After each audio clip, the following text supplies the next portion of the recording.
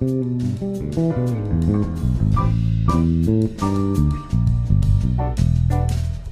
is Damian Erskine, and you're watching for BassPlayersOnly.com.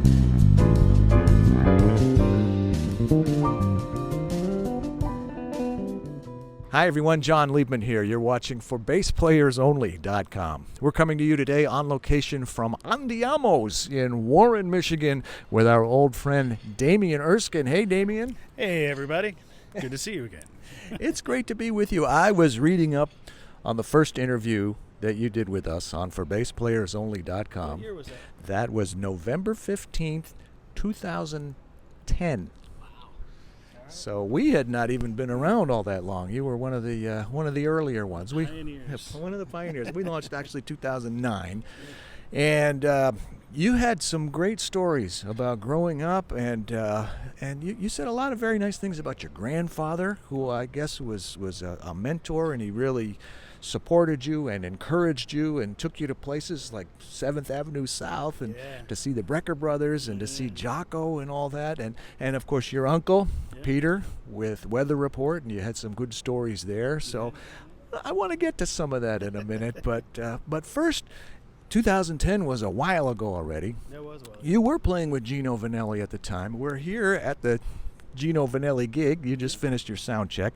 But if there are a few highlights or a few things that you'd care to share with these people here of what's been happening in the last 5, 6, 8 years, whatever, a couple of things that stand out that you think might be of interest. We'd like. They don't want to hear me talk anymore. We want to hear you talk. So what's up?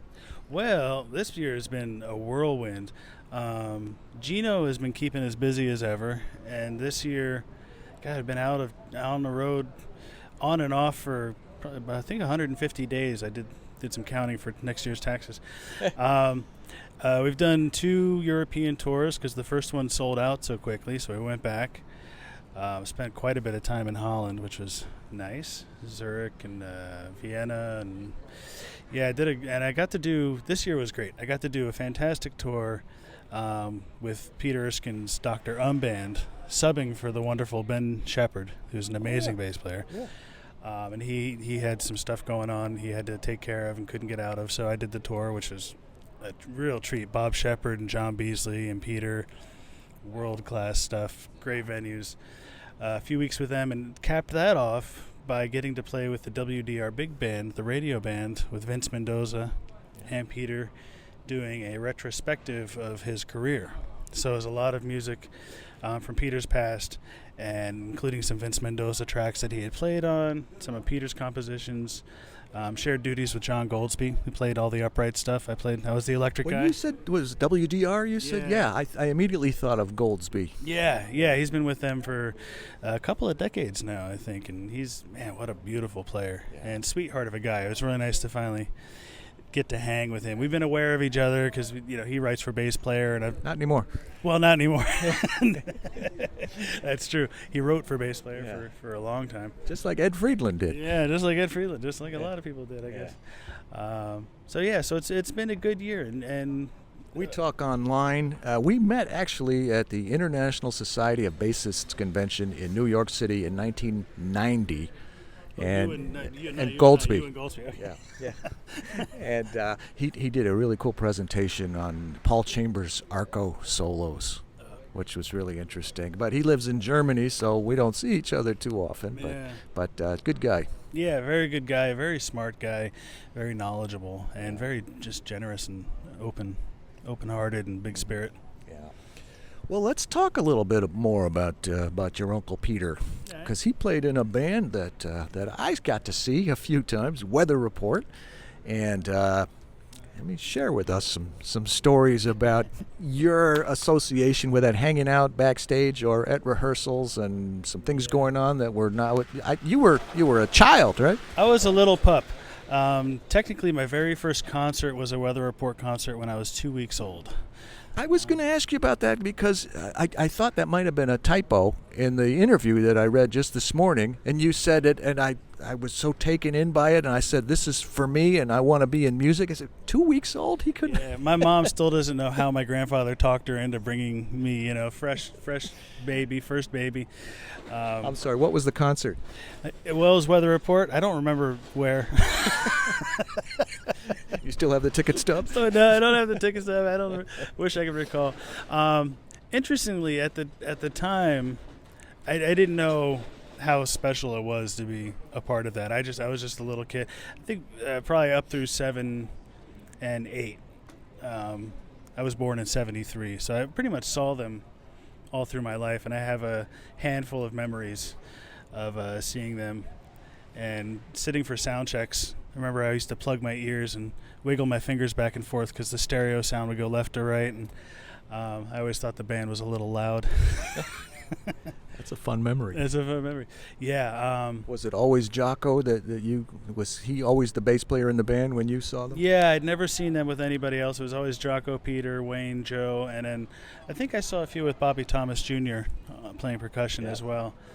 And yeah, most of my memories consist around just getting lost in Joe's keyboard synth setup and all the cables coming out and wondering what the hell all that stuff was. But yeah, I actually got a few informal backstage lessons with Jocko, just to show me scales and finger positions and how to travel, vertically and then horizontally across the neck. And you were about how old? 6, 7. It was the very beginning of my bass explorations. Yeah, Peter's always been incredibly supportive of me. He used to, when I was, if I'd be in New York with my mom, I remember one time he had Mark Johnson come over to his apartment and give me a bass lesson. You talked about him quite a bit in our first interview. Mark has always been one of my favorite humans and musicians. And, and I got to see him play probably more than anybody when I was a kid. Especially get to see him with Bill Evans or Stan Getz? No, it was all Steps Ahead and John Abercrombie and, a lot of that stuff. We actually Peter and I ran into Mark in an airport, I think either Italy or Germany or somewhere. He and Eliani were passing through, and it was like, yeah, it was fun. Yeah, Mark's always been one of my guys. Yeah, I've always loved his playing too. Yeah, can't touch him. Well, can you give us some, you know what I'm getting at with the weather report stuff, and then we'll move on back to you. But it's a great opportunity. The party, because there was a party, or well, I don't know. I've heard all the same stories you have. My grandfather kept me pretty well sheltered. I do have recollections of him. No, he didn't. Well, he did bring me to the bar in New York a lot to see bands, but I do have a lot of recollections of walking in to the green room with him. To meet the guys and hang out. He loved to hang. He lived vicariously through Peter. That was always his first love. Is he still around? No, he died in 2001, I believe. But yeah, I can remember him shuffling me right back out if it smelled a little funny in there or anybody was having too much fun. But yeah, my grandfather was very much a part of that hang and that scene, and he would drive me up constantly. We go to recording sessions with Peter. I got to see him record Hot Wheels cars, commercials, and sessions with other jazz artists, and it was pretty wild. Yeah, great experiences.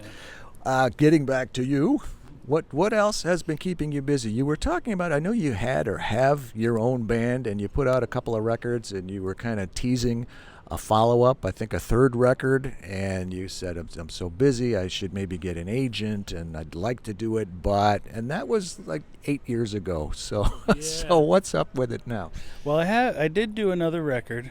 I've got 3 studio records, 2 original, So to Speak and Within Sight. I don't remember, I think I'd probably done So to Speak back then. I recorded a new one with same drummer, Reinhard Meltz, who's the drummer on this gig as well. We play in everybody's bands together, it seems. And then as well, Tom Guarna, is a great New York guitarist, and George Colligan on keys, who was from New York, now lives in Portland, teaching at PSU, where I also teach adjunctly. Okay. Yeah, you were doing that back then. You were very stoked about it, as I recall. Yeah, I think it was probably brand new for me back then. And I'm still only doing lessons because I'm on the road so much. It'd be untenable to have actual classes. But yeah, it's been fun. I've learned a lot. I've been teaching a lot more since then. I've started also teaching for jazz education abroad. And we now every year through jazz education abroad, I've been going to Beirut, Cyprus, Bangkok, and then often Shanghai as well, and running week-long jazz camps with a whole host of phenomenal musicians. And I've been doing that for about 5 years now. That sounds like fun. Tell me about your gear. There was a beautiful Schold bass I saw on it. That's what is it? SKJOLD? Yep, you nailed it. Okay. I actually just saw him the other night. We played, Pete. Yeah, with Pete. We played in Akron, and he came down. I've been playing Schold basses for, it feels like forever. It might only be 6, 7, 8 years, but I've never had a luthier who understood what I wanted in an instrument so much. He takes my abstract ramblings and knows how to turn it into feel and tone. So, yeah. They're beautiful works of art, too. Yeah, and he's been doing really wonderful stuff with his chambering, just very resonant basses, and he's got a lot of new ideas that we've been kicking around, so I'm looking forward to see what the next few years bring. Oh, great. You opened it up for a follow-up interview. Perfect. And strings, D'Addario, right? D'Addario Strings, they were one of my first companies. They and Groove Gear was literally my first. And actually, I was the very first Groove Gear artist. Really? Yeah. Jay Baltimore swung into a gig I had in L.A., and I wanted to show me these carts he was working on. And, beautiful guys, fantastic gear. I love the Groove Gear family. And D'Addario Strings, Tsunami Cables, and Reunion Blues gig bags. All good stuff. Aguilar, too. Right? Aguilar. Oh, my God. Yeah, I've been, I was with Aguilar years and years and years ago, and I hadn't really played much else. I had an Eden cab early in my career, and I fell in love with the Aguilar stuff, was lucky enough to be included into the fold. And then for a little while thought, maybe I should check out and see what else is up there. So I actually left Aguilar for a little while and played through damn near everything else, and then kind of caved back to Dave Avenius and said, I'm sorry, I love you. Take me back. And, they've been wonderful to me, and it's just the best stuff there is. I know those guys. They're good guys. What about the future as far as you can see? What else? Is there something else that you'd like to do that you've always wanted to do, just haven't gotten around to yet? Not really. I'm kind of living my own dream right now. All I ever wanted to do was play bass for people and make a living out of it, and the freelance musician lifestyle seems to be working for me. I'm going to keep doing Gino as long as Gino is doing Gino.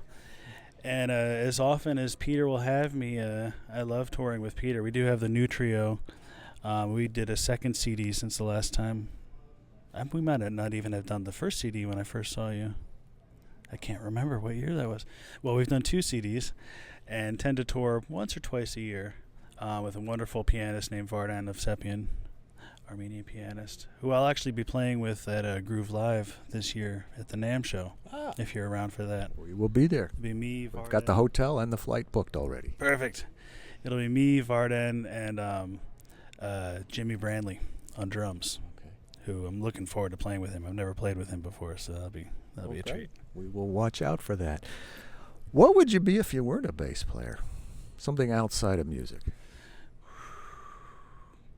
That's tough. I don't know. Everybody in my family is either an artist or a doctor, and most of the doctors were just artists who got sick of being broke.